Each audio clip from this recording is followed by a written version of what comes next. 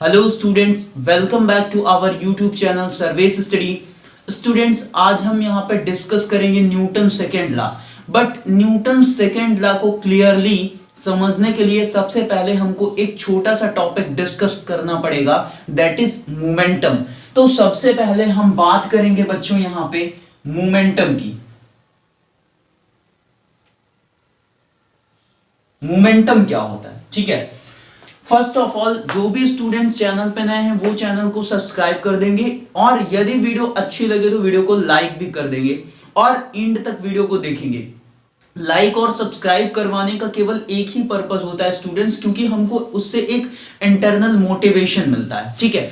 तो हम बात करेंगे मोमेंटम की। मोमेंटम क्या होता है बच्चों, इसको जनरली डिफाइन करें तो हम बोल सकते हैं कि जो मोमेंटम होता है वो किसी भी बॉडी के मास और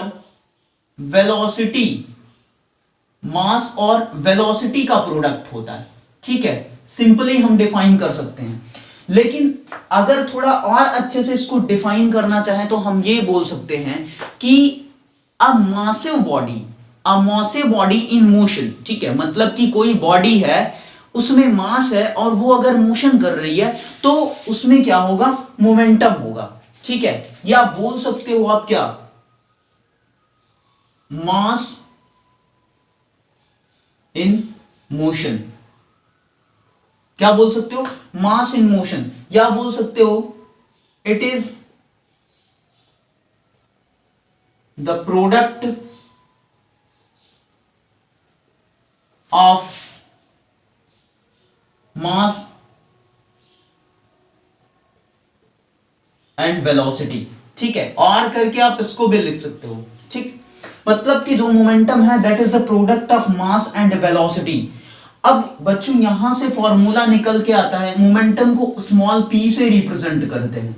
p इज इक्वल टू क्या हो जाएगा, मास इनटू वेलोसिटी। अगर हम ऐसा लेट करते हैं कि उस बॉडी का मास स्मॉल m है और वेलोसिटी क्या है, स्मॉल v, तो फॉर्मूला आ गया हमारा p equal to mass into velocity, ठीक है।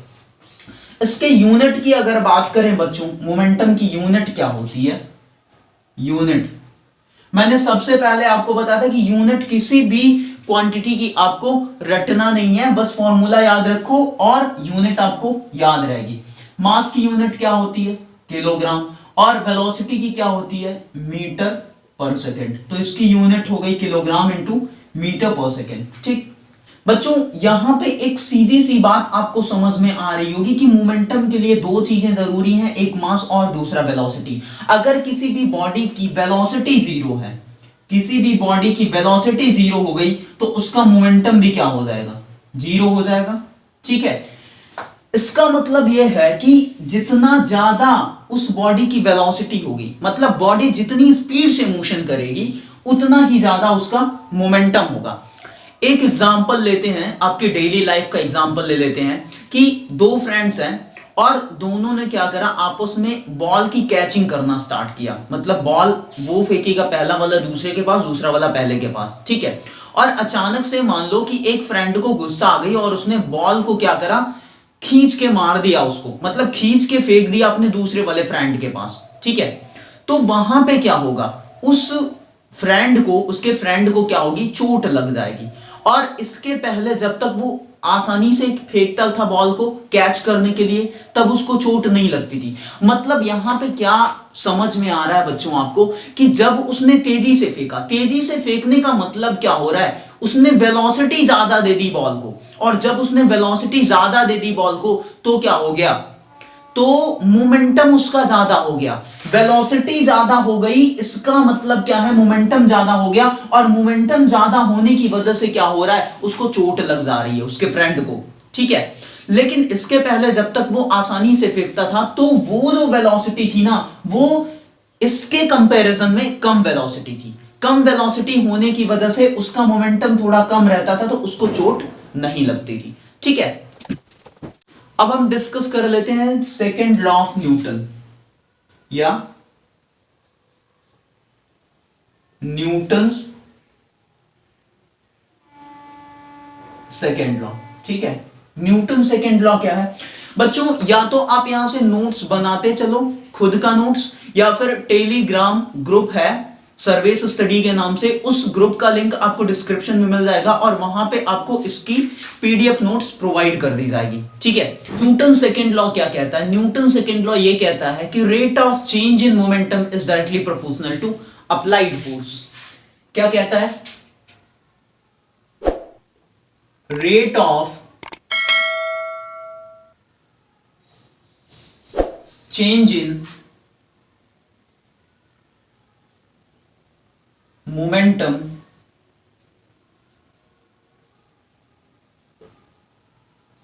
is directly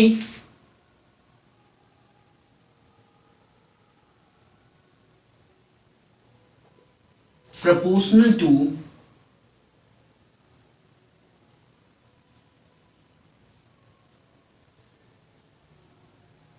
applied force। अगर इसको मैथमेटिकली लिखें हम यहां पे, तो जो फोर्स होगा that is directly proportional to momentum में किस रेट से चेंज आ रहा है, डेल्टा पी अपॉन में टी। रेट की बात करेंगे मतलब टाइम से डिवाइड करेंगे और चेंज का मतलब डेल्टा। डेल्टा क्या है बच्चों? यहां पे इसको बोलते हैं डेल्टा। ठीक है, ये क्या शो करता है? चेंज। ठीक, तो न्यूटन ने अपने सेकेंड लॉ में यही बताया कि जो मोमेंटम के चेंज होने का रेट होगा ना, वो क्या होगा? फोर्स के डायरेक्टली प्रोपोर्शनल होगा। ठीक, मतलब कि मोमेंटम जिस रेट से भी चेंज होगा ना, उसी रेट से हमारा क्या होगा? फोर्स भी चेंज होगा। या आप ये कह सकते हो कि फोर्स हम जिस तरीके से लगाएंगे उसी तरीके से हमारा मोमेंटम का रेट भी चेंज होगा। ठीक है, उसी तरीके से मोमेंटम का रेट भी चेंज होगा। अब बच्चों यहां पे चेंज इन मोमेंटम अपॉन में टाइम लिखा है। चेंज इन मोमेंटम के साथ टाइम जुड़ा हुआ है, मतलब केवल मोमेंटम में चेंज नहीं आएगा, जल्दी चेंज चाहिए। टाइम लिखा है ना, जल्दी चेंज चाहिए या फिर कम टाइम में चेंज चाहिए बोल सकते हो। ठीक है, या फिर ज्यादा टाइम में चेंज चाहिए, ये डिफाइन कर रहा है ये डेल्टा पी अपॉन में टी। ठीक है, तो यहां पे क्या है? फोर्स डायरेक्टली प्रोपोर्शनल है rate of change of momentum के। यहां पे हम क्या लिख सकते हैं? F इक्वल टू लगाएंगे तो एक कांस्टेंट आएगा K डेल्टा P अपॉन में T, और इस K की वैल्यू क्या होती है? K is equal to 1 from experiment, तो F इज इक्वल टू क्या हो जाएगा? डेल्टा P अपॉन में T। बट बच्चों यहां पे ये चेंज इन मोमेंटम को हम क्या लिख सकते हैं? Final momentum minus initial momentum. तो F इज इक्वल टू क्या हो जाएगा? Final momentum means PF minus initial momentum means PI। ठीक है, अपॉन में टाइम। अब फाइनल मोमेंटम का मतलब क्या है बच्चों? इधर ध्यान दो। PF को हम क्या लिख सकते हैं? मोमेंटम क्या होता है? मास इनटू वेलोसिटी होता है, और फाइनल मोमेंटम का मतलब फाइनल वेलोसिटी।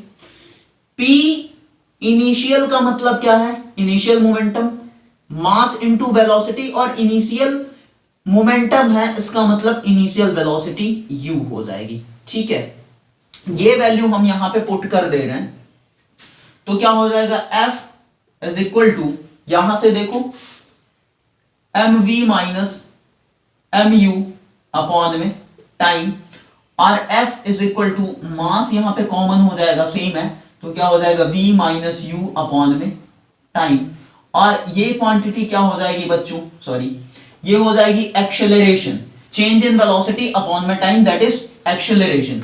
तो F इज इक्वल टू क्या हो जाएगा? मास इनटू एक्सेलरेशन। ये इसका क्या है? अनदर फॉर्म है न्यूटन सेकंड लॉ का। ठीक है, जो न्यूमेरिकल्स आपको सॉल्व करने के लिए मिलेगा न्यूटन सेकंड लॉ पे बेस्ड, वो इसी फॉर्मूले से मिलेगा। ठीक है, ये भी इंपॉर्टेंट है और ये तो इंपॉर्टेंट है। अगर ये पापा है तो ये क्या है? उसका लड़का। ठीक है, ये ज्यादा इंपॉर्टेंट है। यहीं से कौन है? ये आया है F is equal to ma, तो आपको दोनों याद रखना है। ठीक है, अब बच्चों यहां पे हम F is equal to ma जो है उसको थोड़ा सा डिस्कस कर लेते हैं। F is equal to ma। ठीक है, यहां से क्या हो जाएगा बच्चों? फोर्स अपॉन में acceleration is equal to mass. Force upon में acceleration is equal to mass. अगर मान लो मैंने मास को क्या कर दिया? कांस्टेंट कर दिया, मास को मैंने क्या कर दिया, कांस्टेंट कर दिया। मास कांस्टेंट कर दोगे तो क्या होगा, F is equal to acceleration हो जाएगा। मतलब कि जो फोर्स होगा, इस केस में जो फोर्स होगा that is directly proportional to acceleration.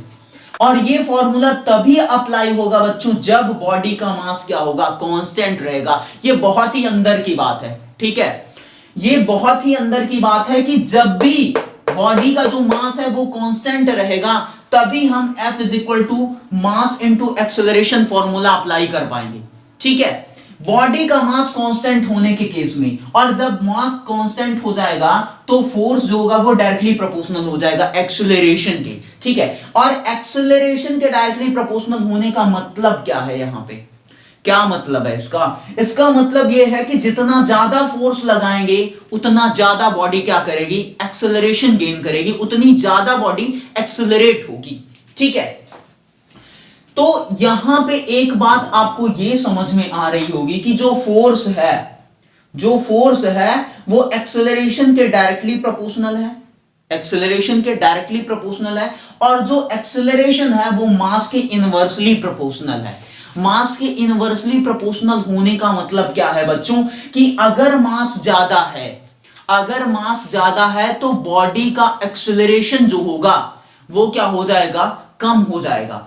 एक टाइम के लिए मान लो मैंने क्या करा, फोर्स को कांस्टेंट कर दिया, फोर्स को कांस्टेंट कर दिया, तो मास अगर ज्यादा है, ठीक है, मैंने 10 न्यूटन का फोर्स लगाया, इधर समझो आप, इधर समझो, मैंने F इज इक्वल टू लगा दिया 10 न्यूटन फर्स्ट बॉडी पे, और F is equal to 10 newton ही लगाया सेकेंड बॉडी पे, ठीक है। दो बॉडीज पे मैंने सेम फोर्स अप्लाई कर दिया। तो यहां इस केस में क्या हो रहा है, फोर्स तो कांस्टेंट कर दिया, लेकिन एक का मास, पहली बॉडी का मास जो है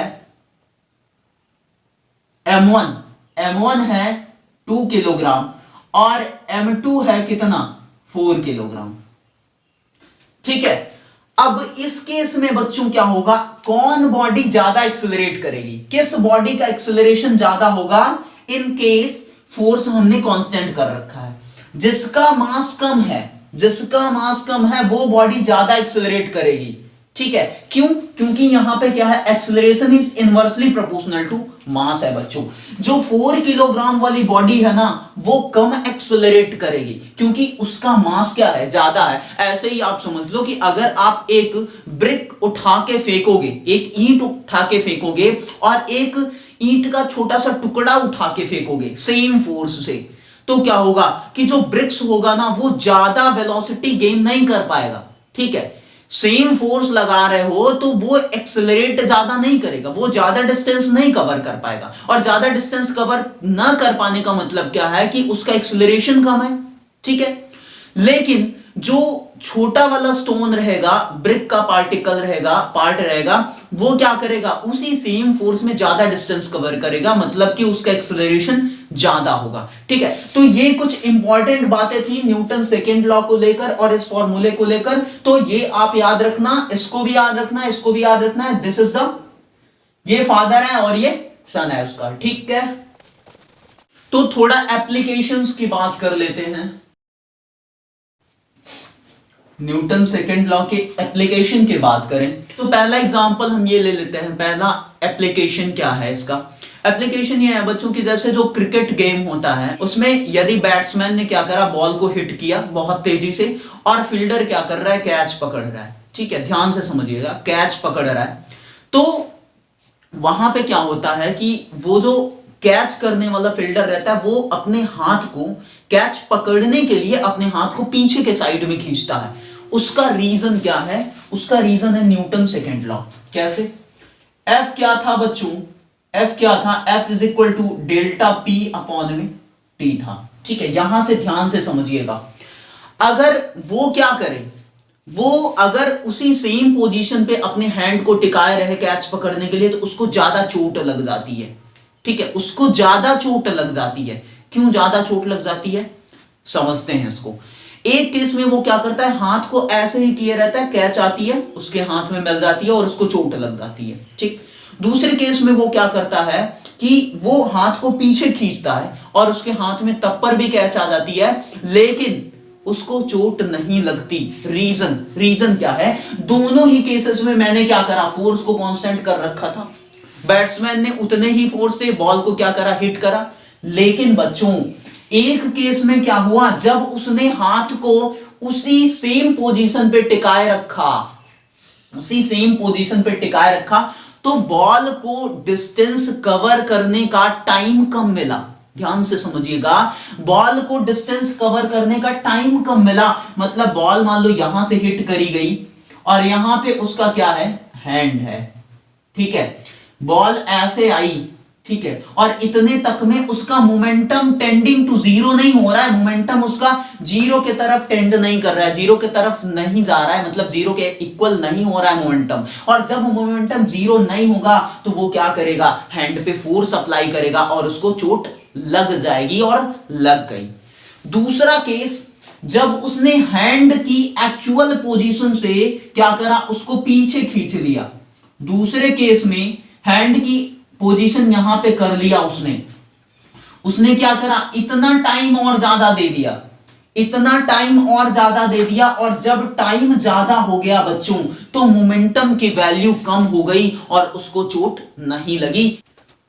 एक न्यूमेरिकल कर लेते हैं बच्चों, न्यूटन सेकंड लॉ पे बेस्ड है ये न्यूमेरिकल, ठीक है।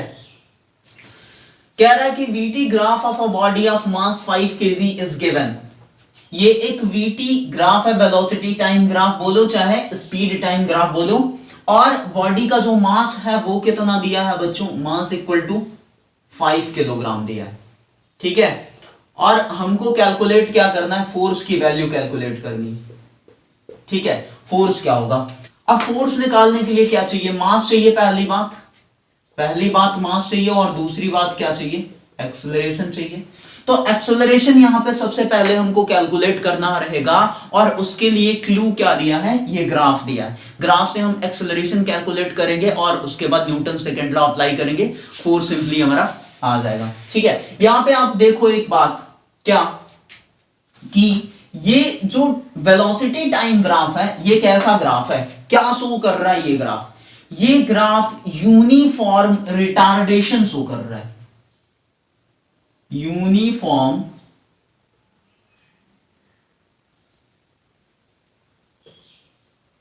रिटार्डेशन शो कर रहा है। ये बात समझ में आ रही होगी आपको, क्योंकि ये सारी चीजें आप फर्स्ट चैप्टर में कर चुके हो, मोशन वाले चैप्टर में, ठीक है। अब बच्चों यहां पे हम एक्सेलरेशन निकालेंगे, और एक्सेलरेशन कैसे निकालेंगे, इस ग्राफ का स्लोप निकालेंगे, ठीक है। स्लोप निकाल लेते हैं, और वही स्लोप क्या देगा बच्चों, एक्सेलरेशन देगा, ठीक है। और स्लोप क्या हो जाएगा, डेल्टा वाई अपॉन में डेल्टा एक्स। बच्चों वाई एक्सिस पे क्या है, वेलोसिटी है, तो डेल्टा वी, इसका मतलब क्या है, delta we change in velocity. और चेंज इन वेलोसिटी कैसे निकालेंगे, v माइनस यू करके, अपॉन में क्या रहेगा, t2 माइनस t1 रहेगा, ठीक है, डेल्टा टी, ठीक है। फाइनल वेलोसिटी क्या है बच्चों, ध्यान दीजिएगा, यहां पे फाइनल वेलोसिटी उसकी क्या है, जीरो है। फाइनल वेलोसिटी की वैल्यू जीरो है बच्चों, और इनिशियल वेलोसिटी इसकी है 25 मीटर पर सेकेंड, ठीक है। अब आपको कंफ्यूजन हो रही होगी, ठीक है, कुछ लोगों को तो हो ही रही होगी, क्योंकि फाइनल वेलोसिटी सर जीरो कैसे बोल रहे हो भाई, ग्राफ कहां जा रहा है, यहां पे आके रुक जा रहा है, और इस टाइम एक्सिस पे वेलोसिटी क्या होगी, जीरो होगी। वेलोसिटी क्या होगी, जीरो। देखो आप यहां पे जीरो है कि नहीं, जीरो है ना, तो final velocity zero. Initial velocity कहां से ग्राफ स्टार्ट हो रहा है, यहां से, मतलब इनिशियल वेलोसिटी कितनी है, 25 मीटर पर सेकेंड, ठीक है। टाइम, इस केस में टाइम की बात करेंगे तो जब उसकी वेलोसिटी फाइनल होती है तो टाइम कितना हो गया, 8 सेकेंड, और उसकी इनिशियल वेलोसिटी पे उसका टाइम कितना था, जीरो, ठीक है। मतलब कि जो t1 की वैल्यू होगी वो जीरो होगी, और t2 की जो वैल्यू होगी वो कितनी हो जाएगी, 8 सेकेंड हो जाएगी। ग्राफ से आप ये इंफॉर्मेशन निकाल लोगे। इसके बाद रख देते हैं सारी values. Final velocity 0 minus initial velocity 25 upon में T2 की वैल्यू क्या है बच्चों 8 है और T1 कितना है 0 है। इसको सॉल्व कर लेते हैं बच्चों, तो क्या हो जाएगा -25 अपॉन में 8 और ये कितना आ जाएगा 3.83 3.1 आएगा और उसके बाद क्या हो जाएगा 2 और फिर 5 3.125 आएगा 3.125 मीटर पर सेकंड स्क्वायर आ जाएगा एक्सेलरेशन। ठीक है, अब एक्सेलरेशन आ गया बच्चों, अब क्या करो अप्लाई कर दो Newton second law. Apply Newton second law.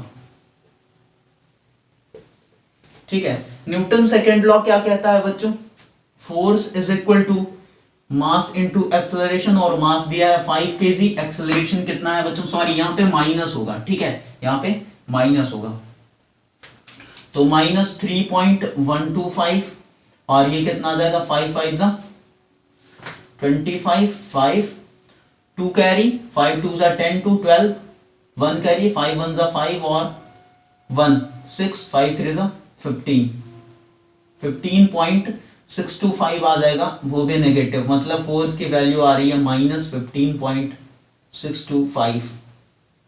ठीक है, मतलब जो फोर्स भी होगा ना वो कैसा रहेगा, रिटार्डिंग फोर्स रहेगा। यहाँ पे फोर्स कैसा रहेगा, रिटार्डिंग फोर्स रहेगा, जिसकी वैल्यू आ रही है -15.625। ठीक है।